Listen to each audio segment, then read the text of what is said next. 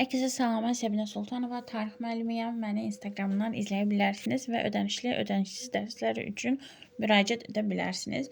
Bugün isə biz Frank dövləti və Bizans imperiyası haqqında danışacağıq.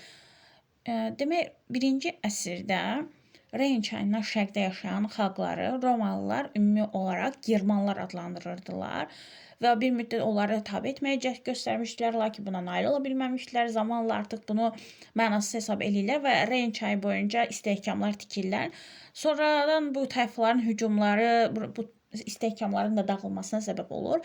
Zamanla hətta 4-cü əsrin ikinci yarısında Hun hücumları Germanların Roma torpaqlarına işğallar etməsinə, xalqların böyük köçü nəticəsində və Qərbi Roma imperiyasının tənəzzül etməsinə səbəb olur. Yəni bütün bunlar hamısı bir-birinə bağlantılı, əlaqəli olan hadisələrdir. Xalqların böyük köçü nəticəsində German tayfaları Qərbi Roma ərazilərini işğal edirlər, imperiya tənəzzül edir, süquta uğrayır və burada Germanlar məskunlaşıb öz dövlətlərini yaratmağa başlayırlar. Deməli, bununla da Avropada orta əsrlər dövrünün başlanğıcı qoyulur bu hadisələrlə birlikdə. Və 5-ci əsrdən başlayaraq Avropada yeni bir cəmiyyət formalaşmağa başlayır. Bu yeni cəmiyyət biraz Roma klassik irsi daxil edir bu yeni cəmiyyətə. Biraz xristian kilsəsinin inancları, biraz da German tayfaların adət-ənənələri daxil idi.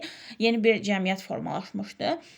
Və zamanla Romalıların yaratdıqları elmi texniki nailiyyətlər əldən çıxır, sıradan çıxırlar, təhsil tənəzzülə uğrayır, şəhərlər dağılır, bəziləri tamam yox olur və yerində German-Alman mərhələsi başlayır. Bir sıra Avropa xalqlarının da formalaşmasına təkan verir. Romada əvvəllər Latin dili istifadə olunurdu.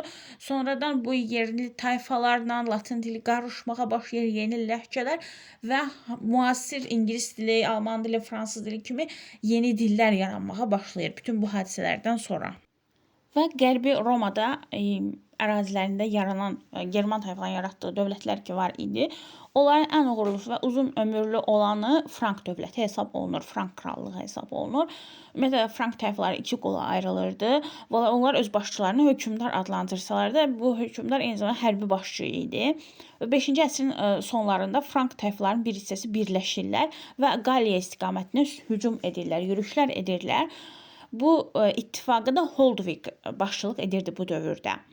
Və Qərbi Roma imperiyasının süqut etməsinə baxmayaraq Qaliyada hələ də Roma canişin tərəfindən idarə olunurdu.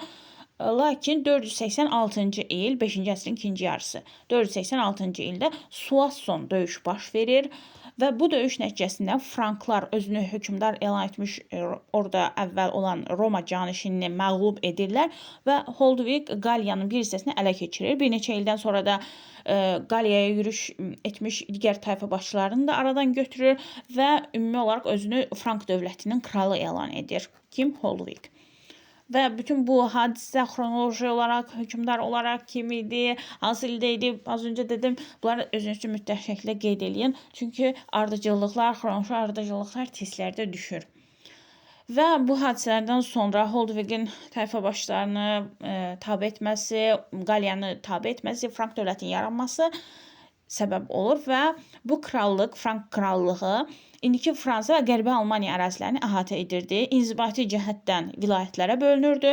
Vilayəti də kralın nümayəndəsi olan qraflar idarə edirdilər.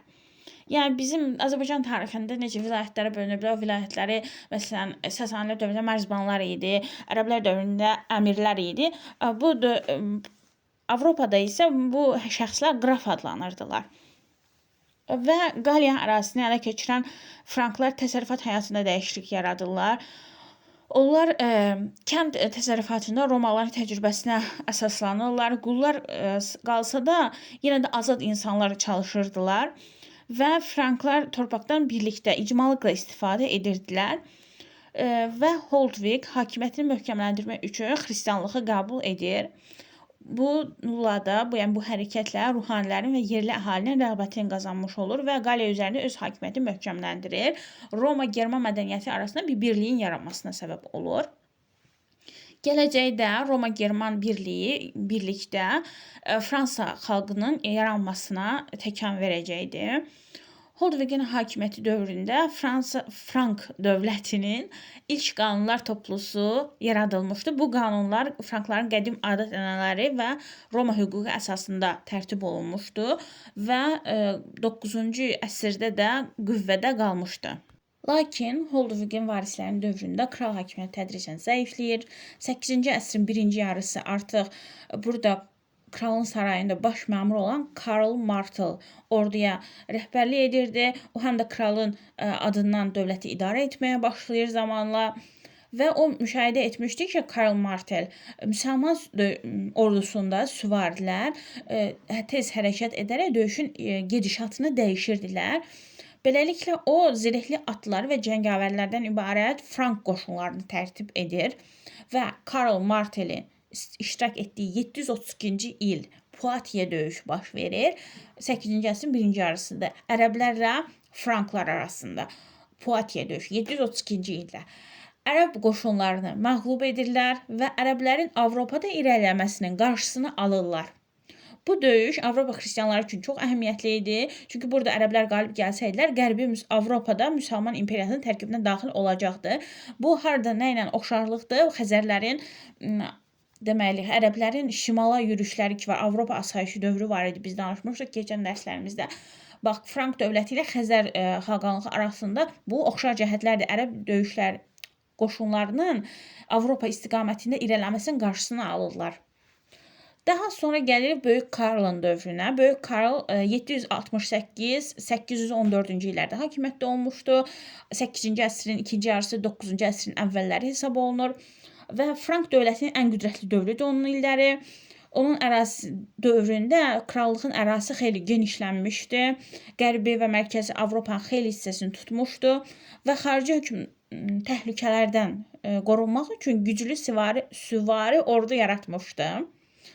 Və müsəlmanlarla gərgin döyüşlərdən sonra o Pireney yarımadasının şimalında ərazində tutmuşdu.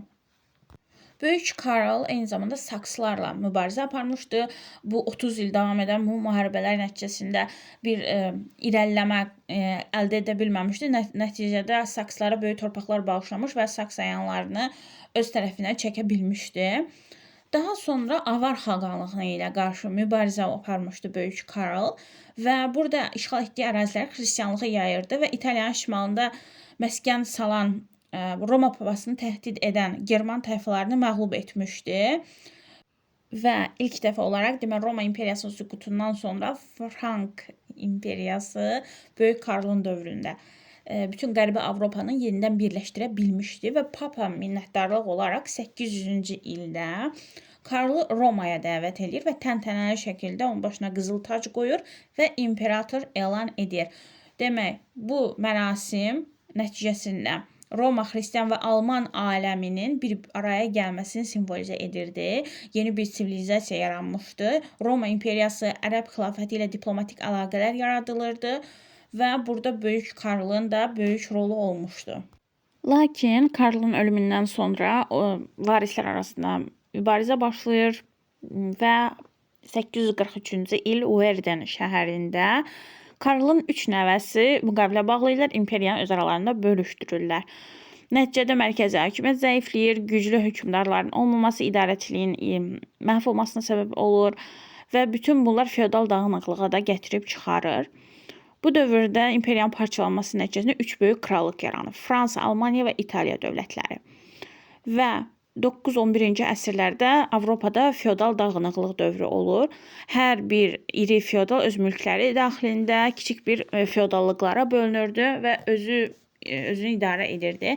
Hər feodalın öz pulunu kəsdirirdi, qanun çıxarırdı özü üçün, məhkəmə aparırdı, istədiyi vergini qoya bilirdi, istədiyi vergini artıra bilirdi. Və buna ən çox zərər çəkəndə kəndlilər olurdu. Vergi ödəyə bilməyən kəndli torpağını itirirdi, feodaldan asılı olurdu. Və Avropada feodalizm dövrü ilə bağlı ən önəmli faktlardan biri də burada kəndlərin təhkimli vəziyyətinə düşməsi idi. Şərqdə bu o qədər də yayılmamışdı, amma Avropada daha çox istifadə olunurdu. Bu ən çox da Fransa krallığında görünürdü. Fransa vahid dövlət sayılsa da iri feodal mülklərinə bölünürdü. 10-cu əsrin sonunda burada Kapetinglər sülaləsi var idi. Paytaxt Paris və Orlean şəhərləri arasındakı torpaqlar yalnız krala məxsus idi. Çünki qalan bütün torpaqlar feodal mülklərin tərkibində idi. Almaniyada isə iri feodal mülklər hersoqluqlar birləşməsi nəticəsində bir Alman krallığı hesab olunurdu. Və Alman kralı 1-ci Otto'nun dövründə o İtaliyanın şimal hissəsini öz hakimiyyəti altına alır, tabe edir özünə və yerli feodallarla mübarizə aparır. Papanın çağırışı ilə də 962-ci ildə Romaya gəlir. Burada Böyük Karl 9-cu əsrdə çağırılmışdı Papa tərəfindən. 800-cü ildə 1-ci Otto isə 962-ci il 10-cu əsrdə Papa tərəfindən Romaya dəvət edilmişdi və burada Papa onu imperator elan edir. Bununla da sonralar bu Almaniya krallığı Müqəddəs Roma imperiyası adlanır və yəni Müqəddəs Roma imperiyası dövlətinin əsası qoyulur. Bu yadda saxlayın. Ümumiyyətlə tarixdə Roma imperiyalarını səhv salmayaq. Bir dənə qədim Roma imperiyamız var, sonradan iki yerə bölünür. Qərbi Roma, Şərqi Roma sonradan Bizans adlanır və burada Almaniya krallığı daha sonra Müqəddəs Roma imperiyası adlanmağa başlayır. Roma imperiyaları onlara aid olan hökmdarlar tarixləri, sülh, müharibə və müqavilələri mütləq şəkildə ayrı-ayrı özünüz üçün qeydlər aparın ki, səhv salmayasınız testdə. İtaliya krallığı haqqında danışaq. İtaliyada siyasi dağınıqlıq vəziyyətində idi, feodal pərakəndlik dövründə idi. Roma imperiyasının dövründə qalan şəhərlər bərpa olunmuş və inkişaf etdirilmişdi. Sənətkarlıq ticarət mərkəzlərinə çevrilmişdi. 9-10-cu əsrlərdə Genuya, Venesiya, Pisa, Florensiya kimi qədim şəhərlər artıq yenidən dirçəlməyə başlamışdı və özünə idarə hüququ almışdı. Müstəqil şəhər respublikalara çevrilmişdilər.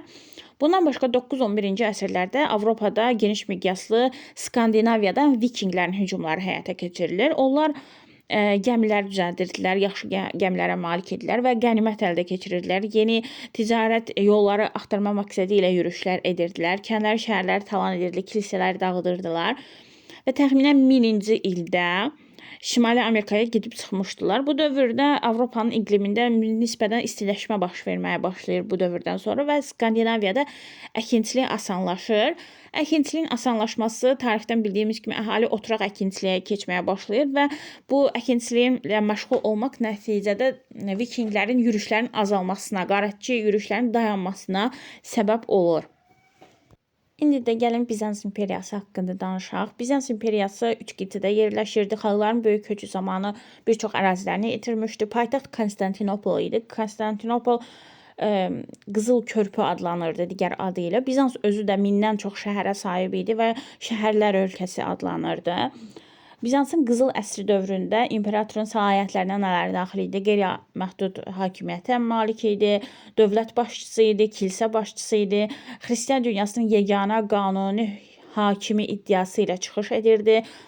Daha sonra xarici dövlətlərlə əlaqələr qururdu, qanunlar verirdi, ali hakim rolunu oynayırdı və orduya rəhbərlik edirdi. Bundan başqa Bizansın ən təhlükəli rəqibi şərqdə Sasani dövləti idi ilk vaxtlar. Və İmperator Yustianın dövründə 527-565-ci illərdə 6-cı əsrdə yaşamışdı. O Sasani dövləti ilə aramsız müharibələr aparırdı. 532-ci ildə bir sülh imzalanır və müharibəyə son qoyulur. Şərqi Roma imperiyasının qüdrətli dövrü olmuşdu. Bu dövrdə Müqəddəs Sofiya məbədi tikilmişdi. Bizans imperiyasının qızıl əsrinin rəmzi idi Müqəddəs Sofiya məbədi. Və Yustianın məcəlləsi qəbul olunur və Avropada Roma hüququnun əsas mənbəyi olaraq da görülürdü. Yustian istəyirdi ki, o qədim Roma imperiyasının sərhədlərini bərpa etsin və işğalçılıq siyasəti aparmışdı. Şimali Afrikada Vandal krallığını tutmuşdu. İtaliyada Oskot krallığı, İspaniyada cənub-şərq əyalətlərini ələ keçirmişdi. Onun dövründə Bizansın əraziləri 2 dəfə artmışdı. Lakin o işğal etdiyi ərazilərdə onun hakimiyyəti möhkəm deyildi və ölkədə böyük narazılıqlar səbəb olurdu. Quldarlığın bərpa olunması, çünki 6-cı əsrdə artıq quldarlıq ləğv edilmiş və feodalizm dövrü idi. Lakin yenidən quldarlığın bərpa edilməsi, vergi sisteminin qədim Romadakı kimi tətbiq edilməsi əhali arasında narazılıqlara, ixtişaşlara səbəb olurdu. Balkan yarımadasından Slavyan və Türk tayfaların yürüşləri də bəzi Yustianın bəzi güzəştlər etməsinə səbəb olmuşdu. 6-cı əsrin sonlarından artıq Slavyanlar imperiyanın ərazisində məskunlaşmağa başlayırlar və quldarlığın feodalizm ilə əvəzlənməsi də bu dövrdə sürətlənməyə başlayır. Yustianın ölümündən sonra varislər yenə də torpaqları itirməsinə səbəb olur. Boşalmış xəzinə, müflisləşmiş əhali, sarsılmış ordu, bütün bunlar düşmən qarşısında Bizanslıların aciz qalmasına səbəb olur. Nəticədə demək olar ki, torpaqlarını itirirlər və 7-ci əsrdə ərəblərin hücumu da Bizansın Afrikada və Asiyada ən varlı əyalətlərin əlindən çıxmasına səbəb olur. Konstantinopol şəhəri bir neçə dəfə ərəb orduları tərəfindən mühasirəyə alınır və beləliklə dövlətin əlində Kiçik Asiya və Balkan yarımadasının cənubu və İtaliyada bir neçə ərazi qalır. 10-cu əsrin ortalarında imperiyanın vəziyyəti bir qədər yaxşılaşmağa başlayır. Nəyə görə? Çünki Abbasi xilafətinin dağılmışdı, Bulqar dövləti zəifləmişdi. Lakin 1071-ci il Malazgirt döyüşündə Bizanslılar Səlcuqlulara məğlub olurlar və bundan sonra da Kiçik Asiyadakı mülklərini də itirirlər.